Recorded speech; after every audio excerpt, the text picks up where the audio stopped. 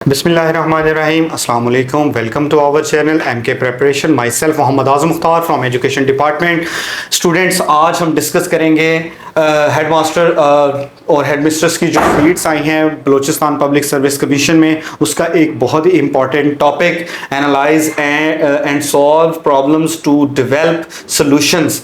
ये हेडमास्टर की जो सीट्स आई हैं उसका बहुत इंपॉर्टेंट टॉपिक है और इसमें हम डिटेल से डिस्कस करेंगे कि एनालाइजिंग क्या होती है, प्रॉब्लम क्या होती है और प्रॉब्लम को कैसे जो है वो सॉल्व किया जाता है। इसके अलावा प्रॉब्लम सॉल्विंग के जो स्टेप्स क्या हैं और इसके अलावा जो स्टूडेंट्स जो है वो हम उनको किस तरह इन्वॉल्व कर सकते हैं प्रॉब्लम सॉल्विंग मेथड में, और जो टीचर्स होते हैं वो किस तरह टीचर्स जो है वो स्टूडेंट्स को इन्वॉल्व करते हैं कि स्टूडेंट्स जो है वो उन प्रॉब्लम्स को सॉल्व कर सकें। तो चलिए चलते हैं टॉपिक की जानिब। इसमें सबसे पहले इंट्रोडक्शन आ जाएगा प्रॉब्लम सॉल्विंग का। तो सबसे पहले हम बात कर लेते हैं प्रॉब्लम क्या होती है। प्रॉब्लम किसी भी चीज़ के मुतल्लिक जो है वो एक प्रॉब्लम है जिसको हमने उसका सोल्यूशन ढूंढना है। तो उसमें हमने क्या करना है, सबसे पहले हमने जो है वो प्रॉब्लम की रूट काजेज को जानना है कि प्रॉब्लम की रीज़न क्या है। फॉर एग्जांपल, बच्चे जो है वो स्कूल में एकेडमिक उनकी परफॉर्मेंस जो है वो कम जा रही है, तो ये एक प्रॉब्लम है। इसको आइडेंटिफाई करना टीचर्स का काम है। टीचर आइडेंटिफाई करता है कि बच्चा जो है वो स्कूल में पढ़ना क्यों नहीं चाह रहा, उसकी रीजंस क्या हैं। आया कि बच्चे को घर से कोई प्रॉब्लम है उसको, या फिर कोई साइकोलॉजिकल इश्यूज हैं, या उसको किसी स्टूडेंट से इश्यूज हैं, या वो टीचर्स की बात को समझ नहीं पा रहा।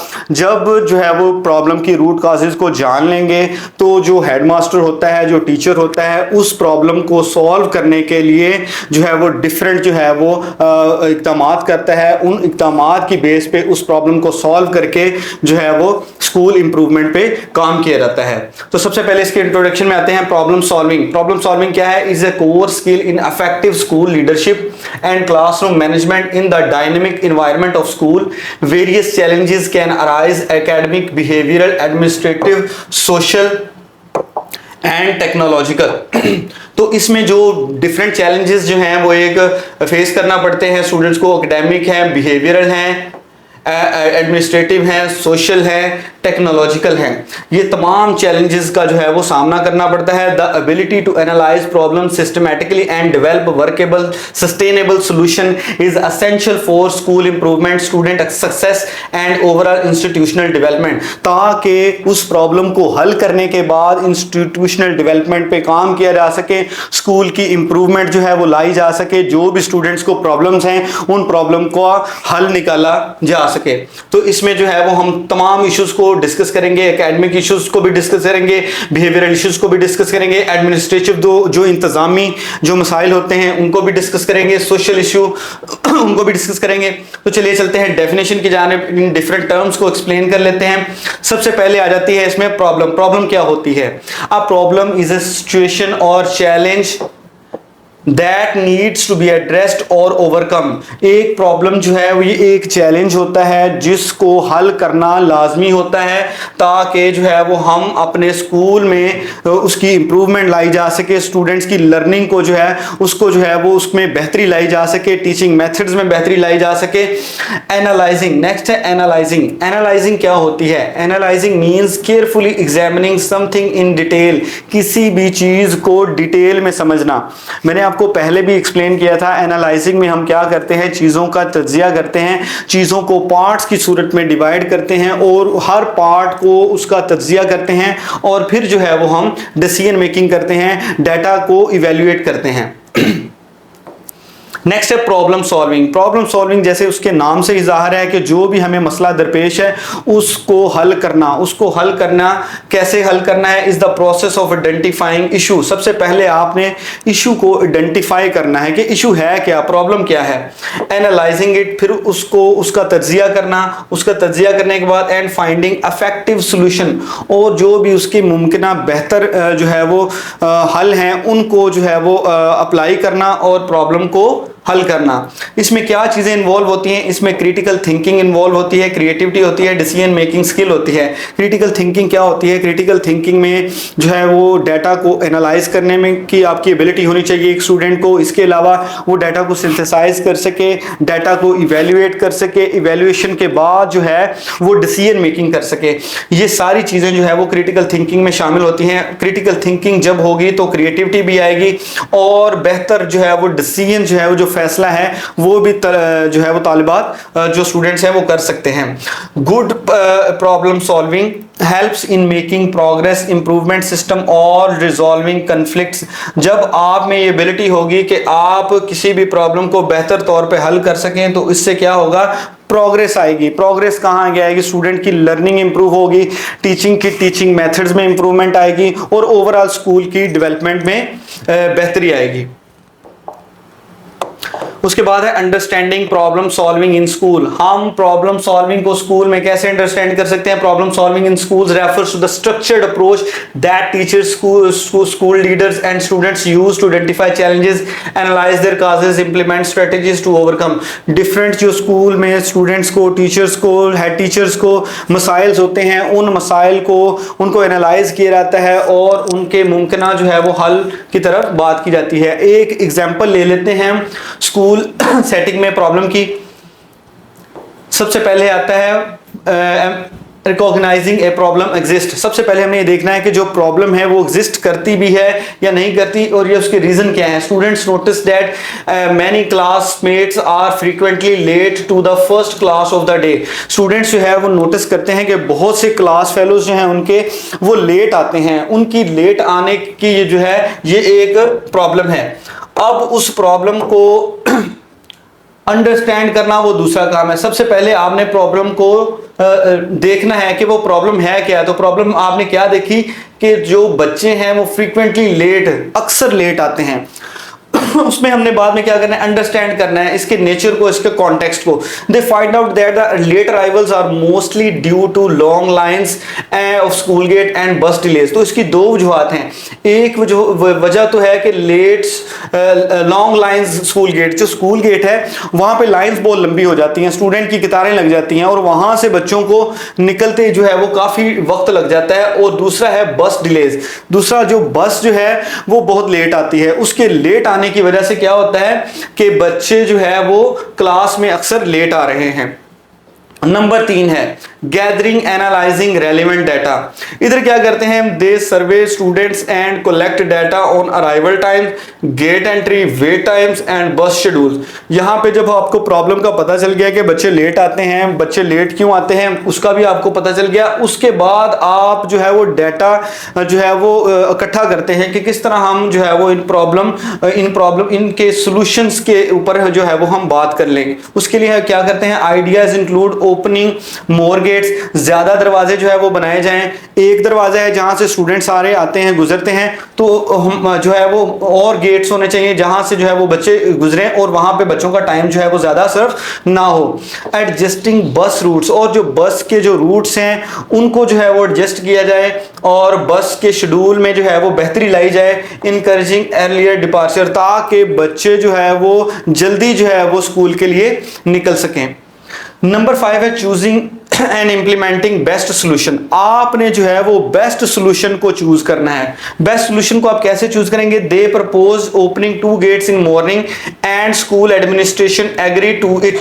आपने एक से ज्यादा गेट्स जो है वो बनाने की, खोलने की एक तजवीज दी है और जो स्कूल का टोटल स्टाफ है वो उसके ऊपर एग्री भी है। उसके बाद है इवेल्युएटिंग द रिजल्ट्स। अब आपने रिजल्ट्स को इवेल्युएट करना है। After 2 weeks they check and find significant drop, late arrival showing solutions worked. अब जब आपने 2 गेट्स बना दिए ताकि बच्चे जो है वो वहां पे लेट ना हो और जो बस का शेड्यूल है उसको जो है वो आपने दोबारा बनाया ताकि बच्चे जो है वो बस की वजह से लेट ना हो, तो उससे आपने क्या इवेल्युएट किया? आपने क्या जायजा लिया? आपने देखा कि 2 हफ्तों के बाद क्या हुआ कि जो ड्रॉप था, लेट अराइवल, वो उसमें कमी आ गई। शोइंग द सॉल्यूशन वर्क, तो आपको पता चला कि जो है जो प्रॉब्लम थी उसका सॉल्यूशन जो है वो काम कर रहा है। उसके बाद हम डिस्कस कर लेते हैं common types of problems in school. कौन सी आम प्रॉब्लम्स जो है वो स्कूल में पाई जाती हैं? सबसे पहले आ जाती है एकेडमिक प्रॉब्लम्स। एकेडमिक प्रॉब्लम्स में क्या है? लो स्टूडेंट परफॉर्मेंस, स्टूडेंट्स की परफॉर्मेंस जो है वो कम है। क्यों परफॉर्मेंस है?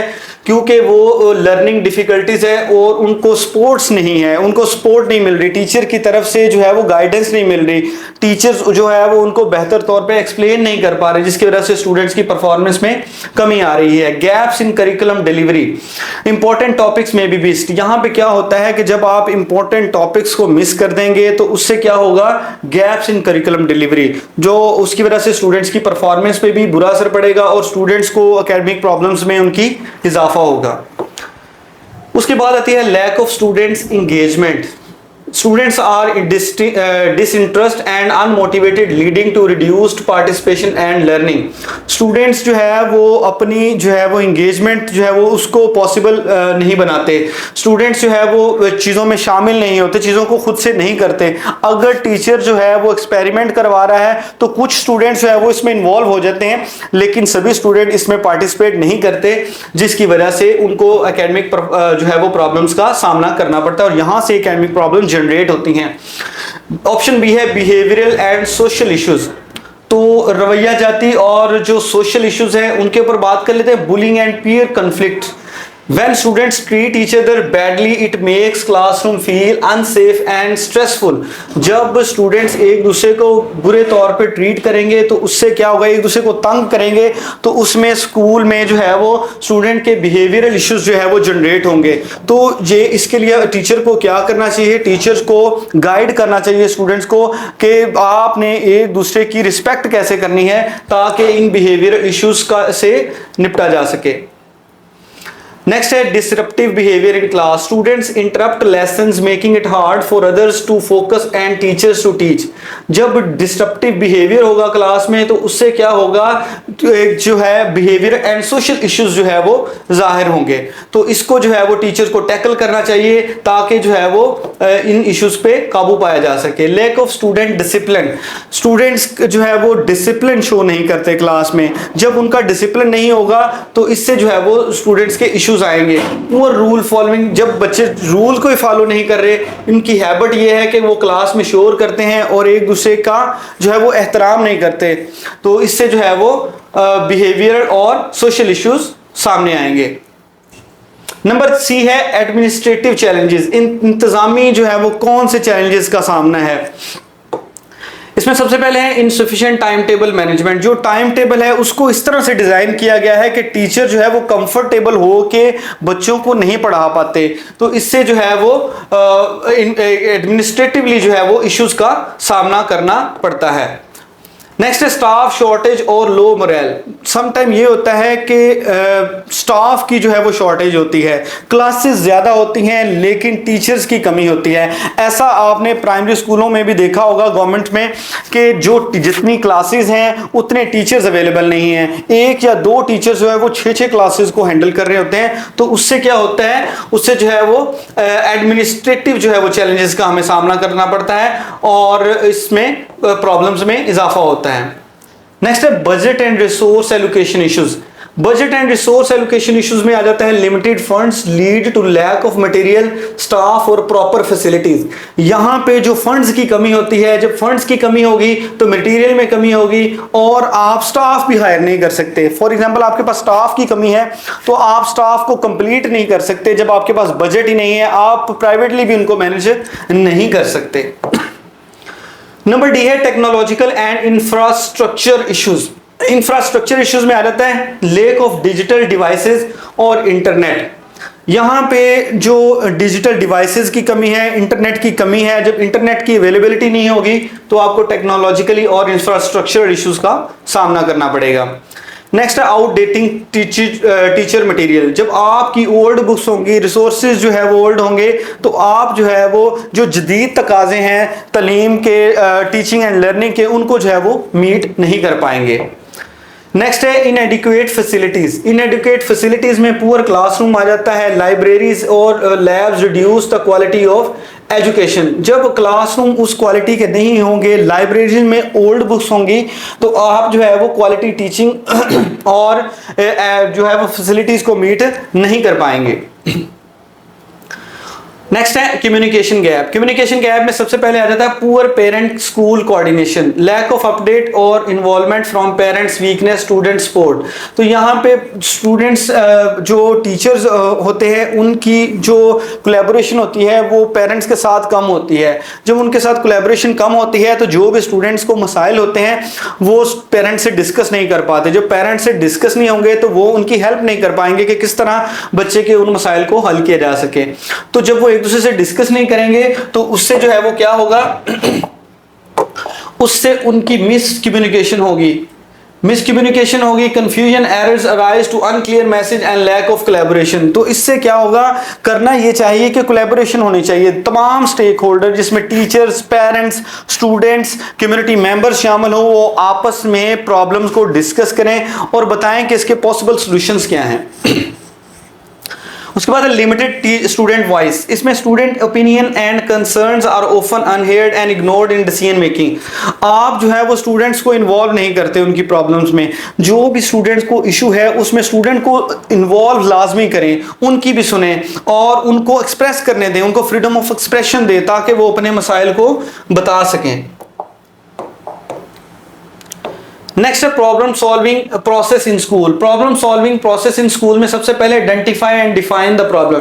सबसे पहले आपने प्रॉब्लम को आइडेंटिफाई करना है, उसको जो है वो उसका डाटा कलेक्ट करना है। डाटा कलेक्ट कर सकते हैं आप टीचर से, पेरेंट्स से पूछ सकते हैं कि अगर बच्चे को ये प्रॉब्लम है तो उसको प्रॉब्लम क्यों है, उसका डाटा इकट्ठे करेंगे, टेस्ट स्कोर देखेंगे, उसके अटेंडेंस रिकॉर्ड्स देखेंगे। इसके अलावा जो है डिफरेंट सर्वे कंडक्ट करेंगे ताकि आपको प्रॉब्लम का पता चल सके। नेक्स्ट है एनालाइज द प्रॉब्लम। इसमें आप क्या करते हैं, प्रॉब्लम का जो रूट काज है उसको जानने की कोशिश करते हैं कि ये प्रॉब्लम अगर हुई है तो हुई क्यों है। अगर रूट काज का पता चल जाए तो उस प्रॉब्लम को आप इस तरह से सॉल्व करते हैं कि दोबारा वो प्रॉब्लम जो है वो आपके सामने ना आए। इसके लिए आप स्वॉट एनालिसिस करते हैं जिसमें जो है वो बच्चे की स्ट्रेंथ, वीकनेस, अपॉर्चुनिटीज, थ्रेट्स जो है वो इसको आप देखते हैं। It is a simple way to plan better and make smart decision. इसके जरिए से आप बच्चे की प्रॉब्लम को आइडेंटिफाई करते हैं और उसका बेटर सोल्यूशन जो है वो हासिल कर लेते हैं। नेक्स्ट है जनरेट पॉसिबल सोल्यूशन। जब आपको प्रॉब्लम का पता चल गया तो फिर आप जो पॉसिबल सॉल्यूशंस हैं जिनकी मदद से हम इन प्रॉब्लम को हल कर सकते हैं उनकी तरफ जो है वो जाते हैं। नंबर 4 है सिलेक्ट द बेस्ट सॉल्यूशन। यहां पे आप क्या करते हैं, स्टेप नंबर 4 में weigh each option, feasibility, cost and impact, choose solutions that are realistic, inclusive and sustainable. यहां पे आप उन सॉल्यूशंस की तरफ जाते हैं जो फिजिबल हो, जिनका करना पॉसिबल हो। अगर वो पॉसिबली नहीं कंडक्ट किए जा सके तो उनको जो है वो ओमिट कर दिया जाता है। Implement the solution. यहां पे हम सोल्यूशन जो भी हमने चूज किया होता है उसको इंप्लीमेंट करते हैं। Assign a clear responsibilities. जो टीचर्स होते हैं उनको उनकी रिस्पॉन्सिबिलिटीज बताते हैं, जो स्टूडेंट्स होते हैं उनकी रिस्पॉन्सिबिलिटी उनको बताई जाती हैं। Provide necessary resources and training. Teachers को जो है वो रिसोर्सेज दिए जाते हैं, उनको ट्रेनिंग दी जाती है ताकि उनकी प्रोफेशनल डेवलपमेंट हो। Set a timeline and check points. तो टाइमलाइन देखा जाता है और चेक पॉइंट्स को मद्देनजर रखा जाता है ताकि इनको इंप्लीमेंट किया जा सके। नंबर 6 है इवेल्युएट द आउटकम। यहां पे हम क्या करते हैं, check how well it is working using clear science, ask people involve for their opinion and make changes and improvement if needed. यहां पे हम जो है वो उसको इवेल्युएट करते हैं और जो भी चेंजेस रिक्वायर्ड होती हैं उसके अकॉर्डिंगली हम इसको कर लेते हैं। नेक्स्ट है role of school leaders in problem solving. जो स्कूल के लीडर्स हैं जैसे हेडमास्टर हो जाता है, एईओज हो जाते हैं, डिप्टी डीईओज, डीईओज हो जाते हैं, जो स्कूल के एडमिनिस्ट्रेटिव ऑफिसर्स होते हैं, उनका किरदार क्या है। हेड टीचर्स और प्रिंसिपल क्या करते हैं, create a culture of openness and shared responsibility. यहाँ पे जो है वो ओपनली जो है वो उनको आइडियाज को एक्सप्रेस करने की जो है वो आज़ादी दी जाती है। स्टूडेंट्स जो है वो फ्रीडम ऑफ एक्सप्रेशन से अपने मसाइल, अपनी प्रॉब्लम्स को बताते हैं। Sport team based problem solving approaches. यहाँ पे जो टीचर्स हैं वो कोलैबोरेट करते हैं, जो भी प्रॉब्लम आइडेंटिफाई होती है उसको एक टीम वर्क के थ्रू जो है वो सॉल्व किया जाता है। Encourage continuous professional development in strategic thinking. Strategic thinking में कंटिन्यूस प्रोफेशनल डेवलपमेंट आती है, टीचर्स को प्रोफेशनली ट्रेन किया जाता है। Mediate conflicts and foster trust among stakeholders. तो इससे क्या होता है, जो स्टेक होल्डर्स होते हैं, जो टीचर्स होते हैं, पेरेंट्स होते हैं, स्टूडेंट्स होते हैं, उनका जो है वो आपस में जो राब्ता है उसको जो है वो बेहतर किया जाता है और उनका आपस में एक दूसरे पे ट्रस्ट जो है वो डेवलप किया जाता है। नेक्स्ट है role of teachers in problem solving. अब टीचर का रोल क्या है प्रॉब्लम सॉल्विंग में? Identify classroom specific problems and report trends. यहाँ पे आइडेंटिफाई करना क्लासरूम की जो प्रॉब्लम्स है, क्लासरूम में डिसिप्लिन की प्रॉब्लम है, उसको कैसे सॉल्व करना है। Collaborate with colleagues and pedagogical solutions, और जो आपके कोलीग्स हैं टीचर्स के, बाकी टीचर्स हैं, उनसे इन प्रॉब्लम को डिस्कस करना और देखना कि इनके जो पॉसिबल सॉल्यूशंस जो हैं वो कौन से हैं। Use formative assessment to detect learning issues early. Formative assessment आप करते हैं जब आप टॉपिक को पढ़ा रहे होते हैं, तो आप लोग क्या करते हैं कि स्टूडेंट से डिफरेंट क्यूरीज करते हैं, उससे टीचर को स्टूडेंट्स की लर्निंग डिफिकल्टीज का पता चलता है। Innovate teaching methods to address diverse learning needs.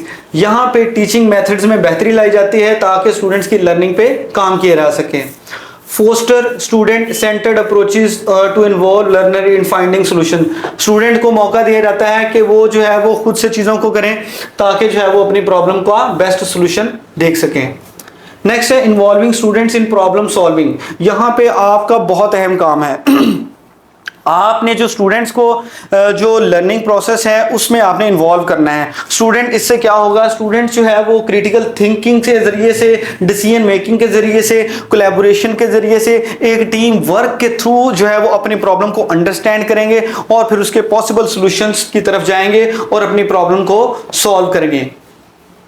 Schools can promote this through. School किस तरह से ये प्रमोट कर सकता है? Student councils and leadership groups. Students की काउंसिल बनाई जाएंगी जहां पे उनसे पूछा जाएगा कि अगर ये प्रॉब्लम होगी तो इसका सोल्यूशन क्या होगा, तो स्टूडेंट्स जो है वो कलेक्टिवली जो है वो लीडरशिप एबिलिटीज के जरिए से उनको सॉल्व करेंगे।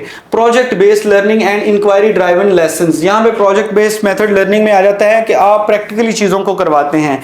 जब प्रैक्टिकली चीजें होती हैं तो ऑटोमेटिकली उनके सोल्यूशन जो है वो आपको मिलते हैं। Real world problem challenges. Real world problem challenges में क्या है? Student solve real issues like pollution, bullying, for example starting a recycling programme at school to create poster raise awareness about kindness. तो यहाँ पे आप रियल वर्ल्ड जो आपको problems हैं उनको जो है वो सॉल्व करना बच्चों को बताया जाता है। Tools and strategies for problem solving in schools. कौन से आप टूल्स यूज करते हैं, स्ट्रेटजीज यूज करते हैं ताकि आप जो है वो स्कूल में जो भी प्रॉब्लम्स हैं उनको सॉल्व कर सकें? तो उसमें रूट कॉज एनालिसिस है। ये रूट कॉज एनालिसिस क्या होता है कि आप किसी भी प्रॉब्लम की जो है वो जड़ को देखते हैं कि ये प्रॉब्लम जो है वो जनरेट कैसे हुई है। जब आपको उसका पता चल जाता है तो आप उस प्रॉब्लम को, उसका हल इस तरह से तलाश करते हैं कि दोबारा वो प्रॉब्लम जो है वो दोबारा ना आए। उसके रूट कॉजेज जो है वो उसको ही, उसकी रूट्स को खत्म कर देते हैं ताकि ये प्रॉब्लम दोबारा जनरेट ना आए। इसको इस तरह से हल किया जाता है, उसका सोल्यूशन ढूंढा जाता है। नेक्स्ट है स्मार्ट गोल। स्मार्ट गोल में आपको पहले बताया, स्मार्ट का मतलब होता है specific, measurable, achievable and relevant time bound goals. इनको देखते हुए जो है वो प्रॉब्लम का सोल्यूशन ढूंढा जाता है। नेक्स्ट है डाटा डैशबोर्ड। डाटा डैशबोर्ड में इंपॉर्टेंट स्कूल इंफॉर्मेशन आ जाती है like attendance, grades, one place they help teachers and leaders to spot trends and make better decisions quickly। आप इस डाटा डैशबोर्ड से जो है वो स्टूडेंट्स की जो प्रॉब्लम्स हैं उनको सॉल्व करने की कोशिश करते हैं। नेक्स्ट है पीडीसीए साइकिल। पीडीसीए क्या होता है? Plan, do, check, act. यहाँ पे जो है वो कंटिन्यूस स्टूडेंट्स लर्निंग में इंप्रूवमेंट लाई जाती है plan, do and check activity के जरिए से। Examples of problem solving in action. Example अगर हम ले लें तो इसमें सबसे पहले एक प्रॉब्लम हम ले लेते हैं लो लिटरेसी रेट की। लो लिटरेसी रेट है, ख्वानदगी की जो शरह है वो कम है। अब उसमें इंप्रूवमेंट कैसी लाई जाए? इसमें सबसे पहले देख लें कि प्रॉब्लम क्या है। Grade 3 students reading below level. जो ग्रेड 3 के स्टूडेंट्स हैं उनका लेवल कम है, मतलब वो इस तरह से नहीं चीज़ों को देख रहे जिस तरह के उस लेवल के स्टूडेंट्स को देखना चाहिए, समझना चाहिए। सोल्यूशन क्या है? Implemented reading workshop, teachers coaching and home reading programme. तो इससे आपने क्या सीखा कि टीचर्स के जो टीचिंग मेथड है उसमें तब्दीली लाई जाए, टीचर्स की प्रोफेशनल डेवलपमेंट पे काम किया जाए, स्टूडेंट्स को होमवर्क दिया जाए, और इसके अलावा जो है वो रीडिंग प्रोग्राम जो है वो इसमें बेहतरी लाई जाए। तो इसका रिजल्ट क्या मिला? उसका रिजल्ट मिला 15% इंप्रूवमेंट इन लिटरेसी स्कोर। तो 50% जो स्टूडेंट्स है उनकी जो लिटरेसी थी और उनमें इंप्रूवमेंट आई। नंबर केस 2 प्रॉब्लम है बुलिंग अमॉन्ग स्टूडेंट्स। स्टूडेंट्स जो है वो एक दूसरे को तंग करते हैं, डिसिप्लिन का इशू होता है। Problem increase reports of verbal bullying. बच्चे जो है वो इसमें वर्बल बुलिंग में आ जाते हैं, एक दूसरे को गलत नामों से पुकारते हैं जिससे उनके दरमियान जो है वो झगड़ा होता है। तो इसका सोल्यूशन क्या है? एंटी बुलिंग पॉलिसी जो है वो इंप्लीमेंट की जाए, पीयर मेंटोरशिप प्रोग्राम बच्चों को गाइड किया जाए, एंड अवेयरनेस कैंपेन, और ये अवेयरनेस कैंपेन जो है वो टीचर स्टार्ट करें। उससे क्या होगा? Result significant decrease in incident and improve student relationship. बच्चे जो है वो इस चीज को समझ लेंगे, एक दूसरे को उल्टे नामों से नहीं पुकारेंगे, उनका आपस में जो रिलेशन जो है वो बेहतर होगा और वो बेहतर तौर पर अपनी जो है वो लर्निंग जो है वो उसको इंप्रूव कर सकेंगे।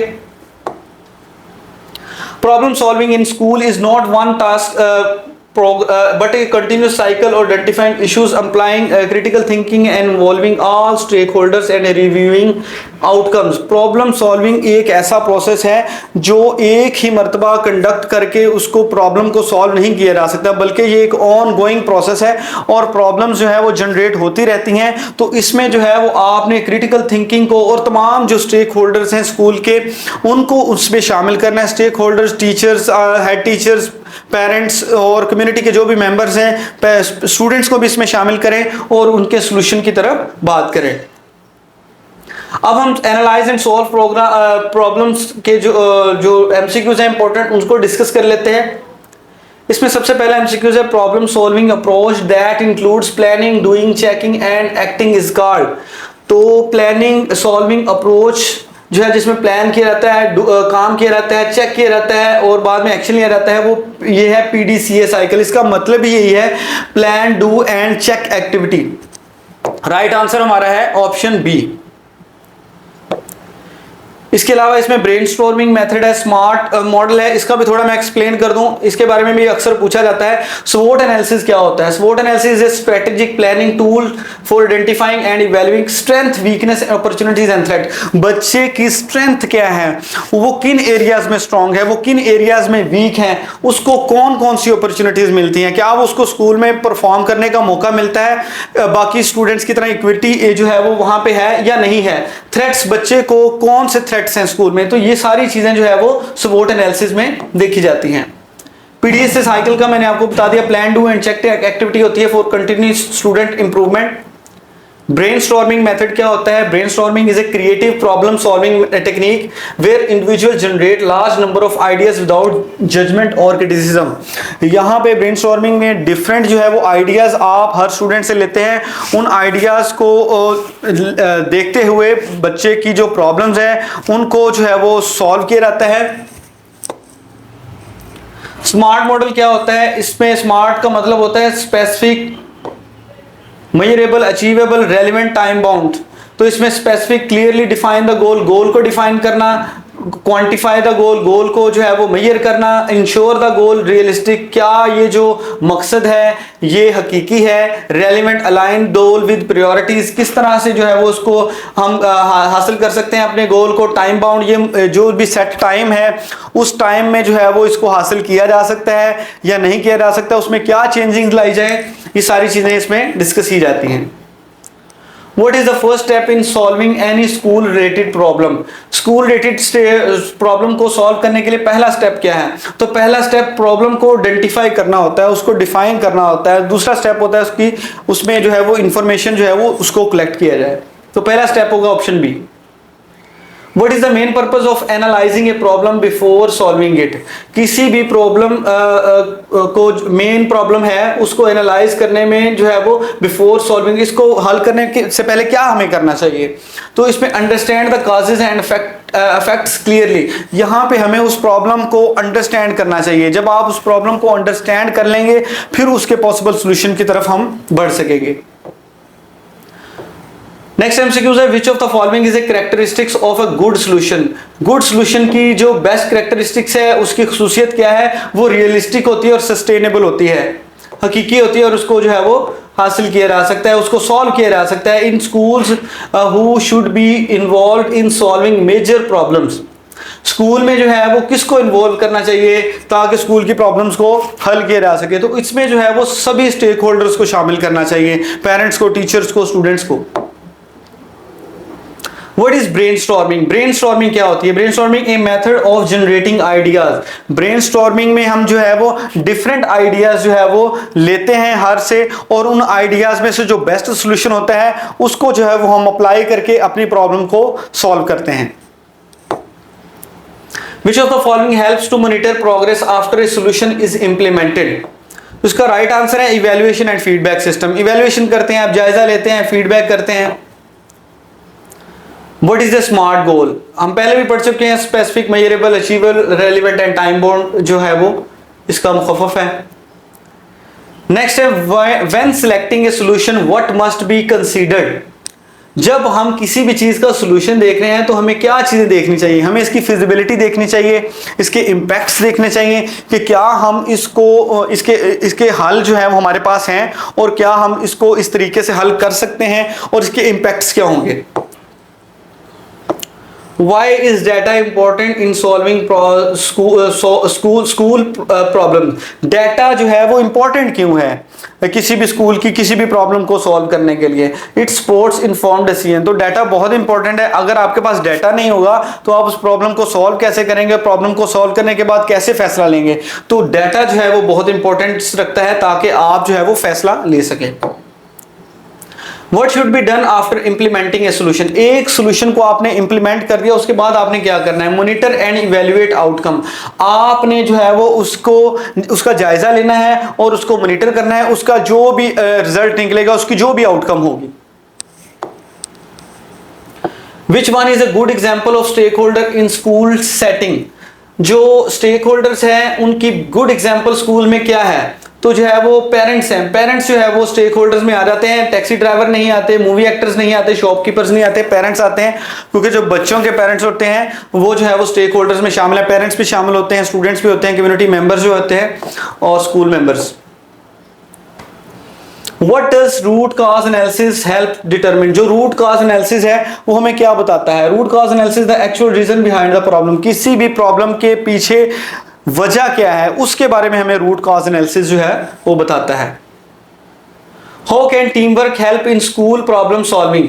एक जो है वो टीम वर्क के थ्रू हम स्कूल में कैसे प्रॉब्लम को सॉल्व कर सकते हैं? By bringing multiple perspectives and ideas. Different जो आइडियाज हैं उनको जो है वो लेकर उसमें से जो बेस्ट सोल्यूशन होगा उसमें से उसको चूज किया जाएगा। जो भी प्रॉब्लम होगी उसका रूट कॉजेस जानने के बाद जो बेस्ट सोल्यूशन होगा उसको अप्लाई करेंगे, प्रॉब्लम को सॉल्व करेंगे।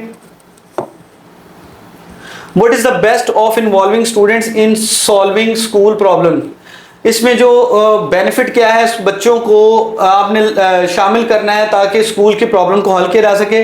Building responsibility and leadership. तो इससे क्या होता है, बच्चों में जो है वो रिस्पॉन्सिबिलिटी, जिम्मेदारी बढ़ती है कि मैंने अपनी प्रॉब्लम्स को खुद से सॉल्व करना है और इसके क्या क्या पॉसिबल सॉल्यूशंस हैं। उनमें लीडरशिप की क्वालिटी जो है वो भी जनरेट होती है। Which method can compare different solution options? इसमें जो कौन सा मेथड है जो कि डिफरेंट सॉल्यूशंस के ऊपर बात करता है? तो कॉस्ट बेनिफिट एनालिसिस जो है इसका राइट आंसर है। A school leader should promote a culture of avoiding decision, open communication and problem solving, strict rules only, personal opinions. तो पर्सनल ओपिनियंस तो बिल्कुल नहीं होते, स्ट्रिक्ट रूल्स भी अप्लाई नहीं करने, ओनली अवॉइडिंग डिसीजन। तो आपने फैसले से भी अवॉइड नहीं करना। ओपन कम्युनिकेशन होनी चाहिए ताकि आप प्रॉब्लम को अंडरस्टैंड कर सकें, उस प्रॉब्लम को सॉल्व कर सकें। बच्चों को आपने आज़ादी देनी है कि वो अपनी प्रॉब्लम का इजहार कर सके। नेक्स्ट है, what is the purpose of stakeholder meeting in school? Stakeholder meeting का मकसद क्या होता है? Option A, to waste time को जाया करना, to decide punishment, to gather ideas and feedback for solution. तो राइट आंसर है गैदर आइडियाज। आपने डिफरेंट आइडियाज जो है उनको लेना है और फीडबैक देनी है ताकि इसका सॉल्यूशन जो है वो किया जा सके। नेक्स्ट है what does evaluation stage in problem solving.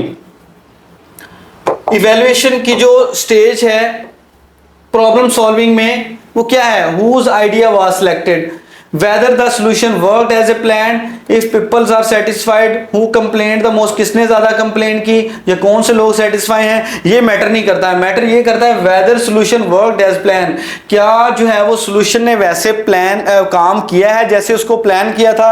तो ये जो चीजें हैं जो हमें जायजा में पता चलती हैं। तो स्टूडेंट्स ये था आज का हमारा टॉपिक। अगर आपको वीडियो अच्छी लगे तो वीडियो को लाइक कर दीजिएगा, चैनल को सब्सक्राइब कर दीजिएगा। नेक्स्ट इंफॉर्मेटिव वीडियोस के लिए आपसे दोबारा मुलाकात होगी, तब तक के लिए अल्लाह हाफिज।